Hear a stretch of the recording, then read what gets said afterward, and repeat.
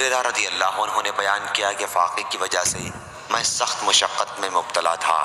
پھر میری ملاقات عمر بن خطاب رضی اللہ عنہ سے ہوئی اور ان سے میں نے قرآن مجید کی ایک آیت پڑھنے کے لیے کہا۔ انہوں نے مجھے وہ آیت پڑھ کر سنائی اور پھر اپنے گھر میں داخل ہو گئے۔ اس کے بعد میں بہت دور تک چلتا رہا۔ آخر مشقت اور بھوک کی وجہ سے میں منہ کے بل گر پڑا۔ اچانک میں نے دیکھا کہ رسول اللہ صلی اللہ علیہ وسلم میرے سر کے پاس کھڑے ہیں۔ حضرت صلی اللہ علیہ وسلم نے فرمایا، اے ابو ہریرہ رضی اللہ عنہ۔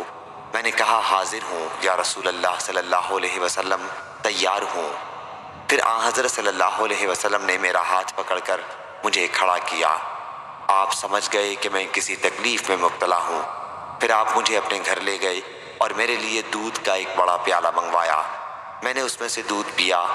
حضرت صلی اللہ علیہ وسلم نے فرمایا، دوبارہ پیو ابو ہریرہ۔ میں نے دوبارہ پیا۔ حضرت صلی اللہ علیہ وسلم نے فرمایا، اور پیو۔ میں نے اور پیا، یہاں تک کہ میرا پیٹ بھی پیالے کی طرح بھرپور ہو گیا۔ ابو ہریرہ رضی اللہ عنہ نے بیان کیا کہ پھر میں عمر رضی اللہ عنہ سے ملا اور ان سے اپنا سارا واقعہ بیان کیا اور کہا کہ اے عمر رضی اللہ عنہ، اللہ تعالیٰ نے اسے اس ذات کے ذریعے پورا کرا دیا جو آپ سے زیادہ مستحق تھی۔ اللہ کی قسم، میں نے تم سے آیت پوچھی تھی، حالانکہ میں اسے تم سے بھی زیادہ بہتر طریقے پر پڑھ سکتا تھا۔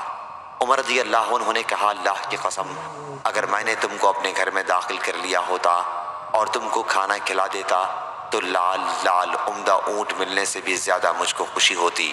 صحیح بخاری، حدیث نمبر 5375۔